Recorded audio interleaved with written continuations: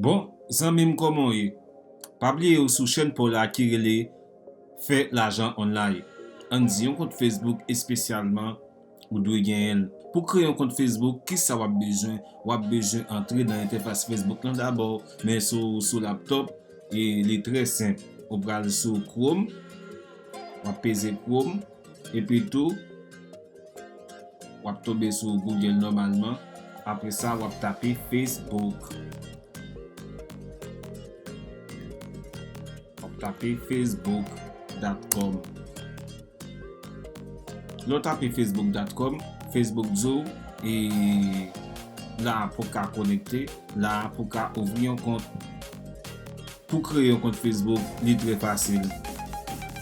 Pou kompran, wap bejwen yon nou, wap bejwen yon numero telefon si ou gen yon, ou bien tou yon adres elektronik, ou bien tou yon kont email.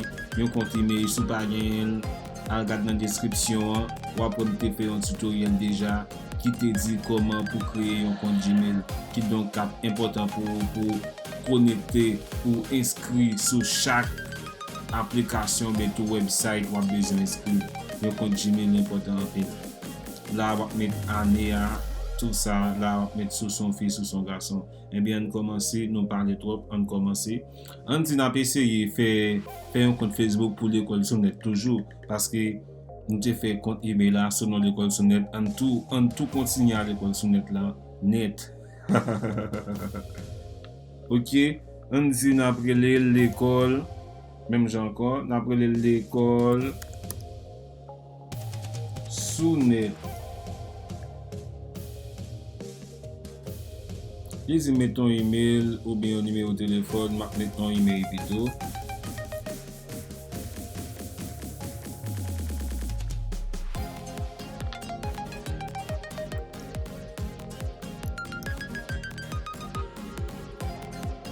Lizi m pou m konfirme adres email la, ki sa m fe? Am just fon CTRL A, CTRL C, et pito m fon CTRL V. Lizi m kont la signal, sa m fe, ma apli kreye yon mot passe pou li. Ça me fait ça, et puis tout me fait. Et puis tout demander date de naissance, tout ça.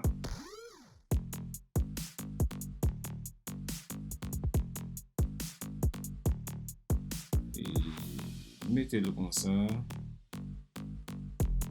Mettez-le comme ça, et puis tout mettez comme ça, et puis tout.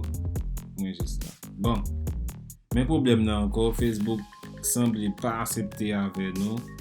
Yo dit yo exige pour tout le monde utiliser bon nom sur Facebook. Vous comprenez? Et bon, son bagage comme ça lié.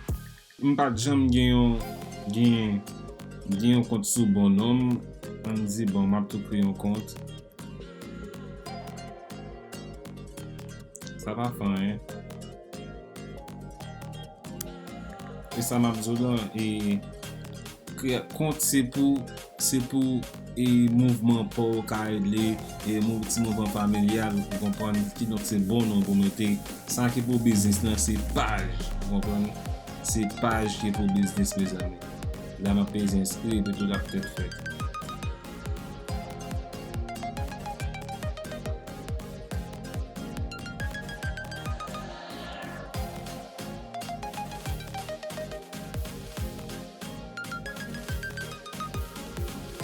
Bon, qu'on y a là, yo voye un code sur email là pour moi.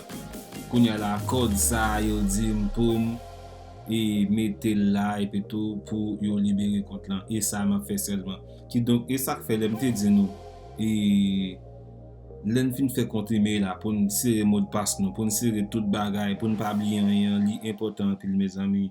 Dès pour oublier wap show, vous comprenez? Dès pour oublier wap show, faut pas faire ça. Bat pour pas oublier rien, plutôt pour toujours sans problème, bat pour toujours écrire mot de passe sur yo en côté. Vous comprenez? Bat pour toujours écrire mot de passe sur un côté, kounya là. M'galo ça m'a fait là, est-ce que m'a gêné tout ça, vous comprenez?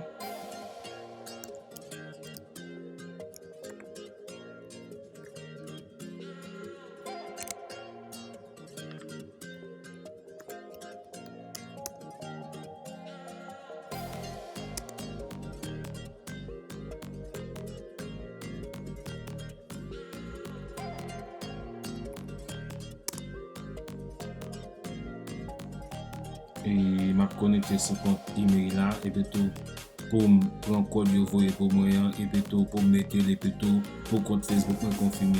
Regardez pour nous ça dit. Je dis là vous pouvez commencer par lire le code de confirmation. On dit mes codes là, reprendre. Juste copier les tout on va le coder. Et puis tout pour confirmer. Pour continuer.